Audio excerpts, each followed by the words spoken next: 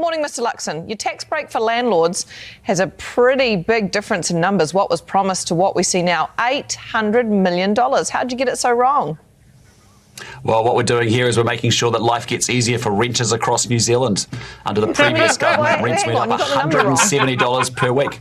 Did you see the pivot? It was like a gold-winning, ice dancer. Did you see it? Oh, it's all about renters. It was beautiful. The way he just... Ooh, well, Anna, I'd just ask you to focus on the people that actually matter here, which is renters that are doing it tough. And what we've said very clearly is when you load on costs on landlords, whether through interest deductibility, the bright line, that has just meant that rents have gone up in this country over the last 6 years, $170 per week on average. What this is about is making sure that we restore interest deductibility. We do it in a phase. Don't you love that look? That was like what the fuck are you talking about? That is not what has put costs up.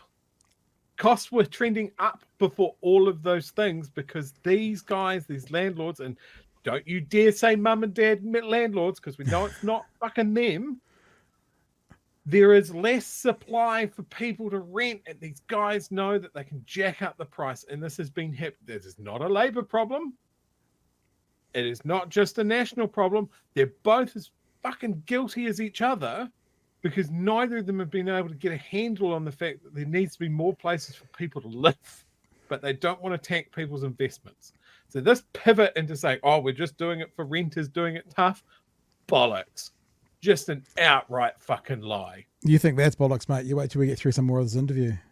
Way, in a responsible way, and ultimately that means that puts downward pressure on rents. That's a good thing for renters across New Zealand. A very quick swerve to $170 a week, but we still have the $800 million, and you're saying who's it going to impact? Well, it's going to impact taxpayers. There's less money coming in, so there's less money for you to dish out again. That's quite a substantial chunk. How come you got it so wrong?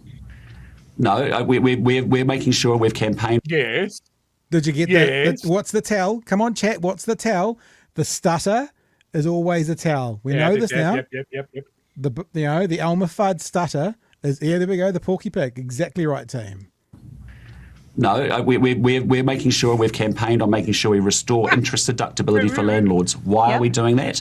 Because we want to increase the supply of rental properties available to renters in New Zealand.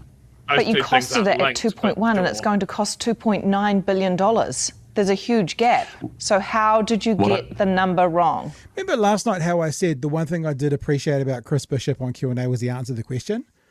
Like, honestly, just reflect, not saying I liked the answers to his questions, but this is the example of what we've had from National to this point, whether it's him or whether it's Nicola Willis, just literally refusing to answer the question and spew out talking points. And this is what this interview is. What I'd say to you is that we have looked at the program, we've looked at the policy, we've looked at our economic conditions. You would say it 2 times. Yeah, with actually, look, Anna, I'll level with you. We've worked out what we can afford, and what we're delivering is relief to landlords so that they can actually put downward pressure on rents. This is what this is all about. Interest deductibility. If you owned a cafe versus owning a rental property, you would actually be able to use it as a deductible, a legitimate business expense, and every other. Anna Burns-Francis, and I'm going to spoil it, does something beautiful in this conversation, right? And I haven't heard anyone else pick it up, so all credit goes to her. The National, and I'm spoiling it because she says this later on, but I'm going to do it anyway. The National Party keep talking about any other business, interest deductibility. And Anna Burns-Francis goes, but hang on, any other business, they also pay tax on profits. There's no capital gains tax on houses.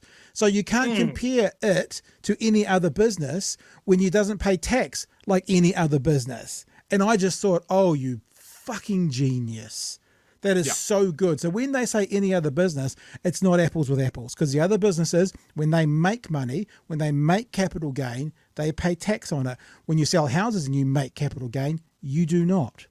So absolutely. It was a very, very, very good point that should be now repeated every day for the next 3 years. That's absolutely it. That is the thing that is underpinning why our housing market is so fucking cooked. Yeah. Because here is, if you've got money and you want to make more money, here's a place where tax is not looking. So why would you put your money literally anywhere else it is more risky to put it in a business. There are taxes on profit and stuff like that. You got to put it in housing. You got to buy an old house from someone. Don't build a new one. That's risky. Buy an old one that's already there. Yep. And so that is how we've built this absolutely fucked, crooked system that we've got, that now no politician wants to change, because the moment that people's portfolios start shrinking in value, or they see their home's estimate go down, people will lose their fucking mind and will turn into Mad Max real quick.